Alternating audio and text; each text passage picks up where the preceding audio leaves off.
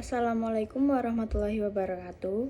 Perkenalkan, nama saya Umi Fadila Salsabila dari kelompok 12. Di sini kami akan mempresentasikan hasil kerja kelompok kami, yaitu tentang struktur distribution channel.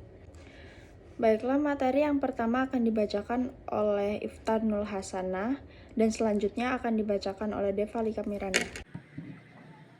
Perbedaan antara distribusi intensif, selektif, dan eksklusif. Distribusi intensif merupakan cara mendistribusikan barang dengan banyak retail atau pengecer. Sedangkan distribusi selektif merupakan distribusi ke daerah dengan hanya memilih beberapa detail saja. Dan selanjutnya, untuk distribusi eksklusif merupakan distribusi yang hanya memberikan hak distribusi pada 2 distributor saja. Perkenalkan, nama saya Deva Lika Miranda. Di sini saya akan menjelaskan beberapa kelebihan dan kekurangan tentang struktur distribusi intensif, selektif, dan eksklusif. Kelebihan distribusi intensif yang pertama bisa meningkatkan penjualan. Maka semakin banyak bidang yang Anda cakup, maka akan semakin banyak pula pendapatan yang akan dihasilkan. Selain itu, produsen juga dapat meningkatkan visibilitas produk dengan berinvestasi di lokasi produk yang lebih baik, maka ini akan meningkatkan peluang penjualan. Yang kedua, pengenalan produk. Perbaikan pengenalan produk dapat menjadi keuntungan paling penting dari distribusi intensif. Selain itu, pelanggan mulai akan menghubungkan iklan cetak, iklan digital dengan produk yang mereka lihat secara teratur di toko. Kekurangan distribusi intensif. Meningkatkan pengenalan produk bisa menjadi mahal, terutama jika perusahaan menginginkan produk manufaktur mereka ada di setiap toko. Harganya juga dapat bervariasi tergantung pada lokasi pengecer, yang merupakan faktor penting untuk dipertimbangkan jika Anda ingin perusahaan Anda melakukannya. Selanjutnya, kelebihan distribusi selektif. Yang pertama, cakupan pasar yang optimal. Distribusi selektif memungkinkan perusahaan memperoleh cakupan pasar yang optimal, yang juga pada harga yang relatif lebih rendah.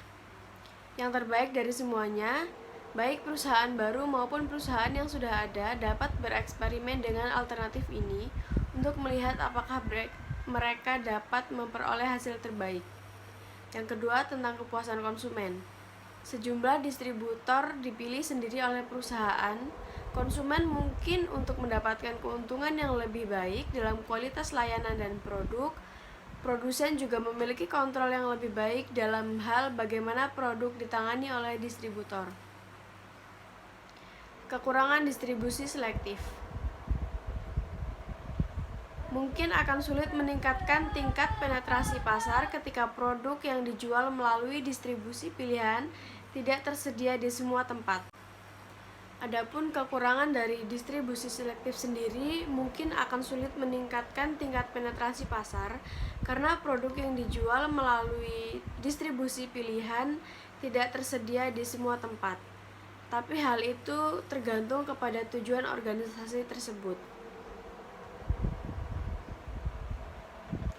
Selanjutnya, kelebihan distribusi eksklusif. Yang pertama, meningkatkan penjualan dan keuntungan. Monobranding atau distribusi eksklusif dapat secara drastis meningkatkan penjualan dan memajukan bisnis. Ketika merek menuangkan semua upaya pemasaran mereka kepada distributor eksklusif, mereka cenderung melihat hasil berkualitas tinggi sebagai imbalan. Yang kedua, menarik banyak perhatian. Salah satu manfaat paling menonjol dari distribusi eksklusif adalah produsen dapat memperoleh lebih banyak perhatian.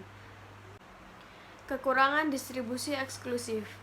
Jika merek masih sedikit berkembang, maka akan kesulitan memposisikan bisnis di pasar tanpa bergantung pada distributor eksklusif.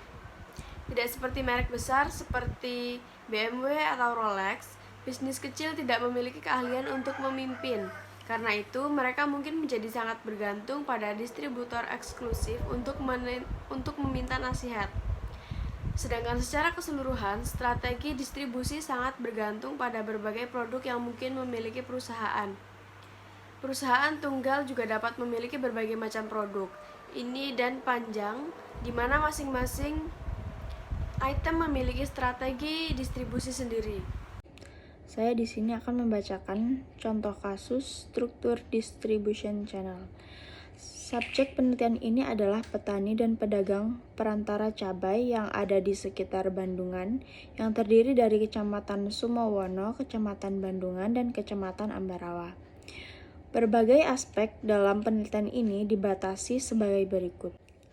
Pola distribusi pemasaran cabai adalah jalur yang dilalui oleh produk cabai dari petani ke konsumen. Itulah tadi presentasi dari kelompok kami. Saya akhiri. Wassalamualaikum warahmatullahi wabarakatuh.